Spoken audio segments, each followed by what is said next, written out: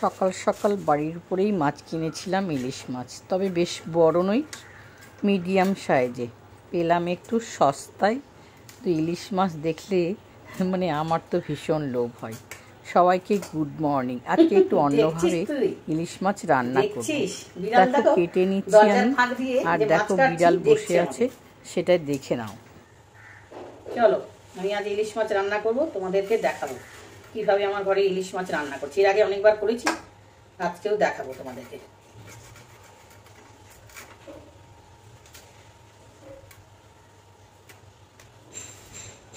দেখাচ্ছি না, মাছ কাটছি, বসে আছি।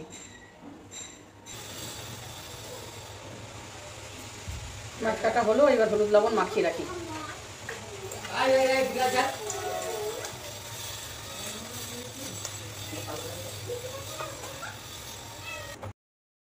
আজকে বললাম না তোমাদেরকে একটু অন্যভাবে করব ইলিশ মাছটা। এখানে সর্ষে, পোস্ত আর কাঁচা লঙ্কা বেটে নেব। তো চলো বেটে নিয়ে আসি। তো বাটা হয়ে গেল। দেখো কি করছি বলো তো, টক দইটাকে ফেটিয়ে নিচ্ছি, ভালো করে ফেটিয়ে নিতে হবে কিন্তু। টক দইটাকে ফেটিয়ে নিলাম, দিয়ে নিলাম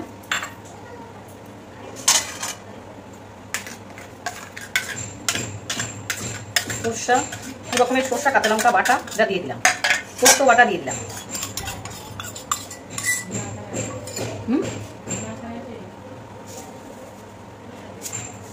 কালো জিরেও দিয়ে দিলাম, তেল দিয়ে দিলাম। বেশ সুন্দর করে এবার মাখিয়ে নেব। এইভাবে করলে জিভে লেগে থাকবে ইলিশ মাছ। চলো এবার মাখিয়ে এটাকে এই 10 থেকে 15 মিনিট রেখে দেবো। লবণ হলুদ তো আগেই দিয়েছিলাম।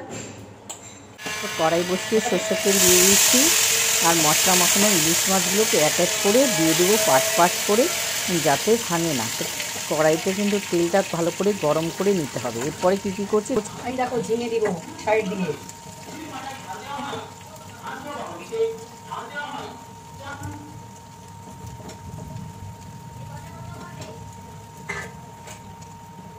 গ্যাসের ফ্লেমটাকে বাড়িয়ে দিলাম, বাড়িয়ে দিয়ে দেখো সব মশলাগুলো দিয়ে দিলাম।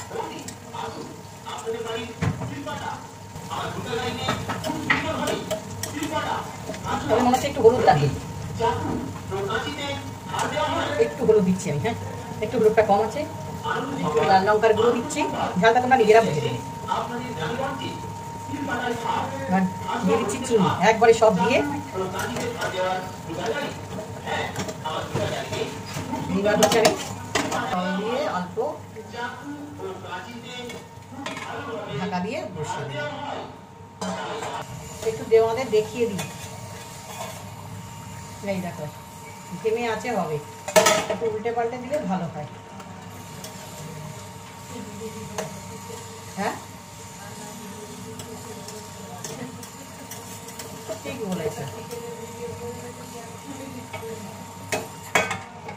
তাহলে চাপা দিয়ে দিলাম, অনেক তেল ছেড়ে এসেছে। দেখো ইলিশ মাছ দিয়ে ভাপে করছি, দেখ ঝিঙা টিঙা সব সেদ্ধ হয়ে গেছে, দেখেছো? সব মাছের কালার চেঞ্জ হয়ে গেছে, তোমাদের দেখাচ্ছি। দেখো মাছটা সেদ্ধ কালার হয়ে গেছে। এবার কি করছি দাঁড়াও, এবার দিব কাঁচা সর্ষের তেল। ও এর স্বাদটা দ্বিগুণ বাড়িয়ে দিবে। দিয়ে দেবো কাঁচা লঙ্কা, এর অপূর্ব গন্ধ। আর মুখের স্বাদ বাড়ানোর জন্য এই দেখো চিনি ফ্লেভার। তো আমার রেডি ইলিশ ভাপেটা একদম অন্যরকম ভাবে তৈরি করলাম। তোমাদের যদি ভালো লাগে অবশ্যই তোমরা একটু কমেন্ট করে জানিও। আমার রেডি হয়ে গেছে। এবার হচ্ছে আমি স্ট্যান্ডিং টাইম দিব, তোমরা কমেন্টে জানাও। Tata, bye bye.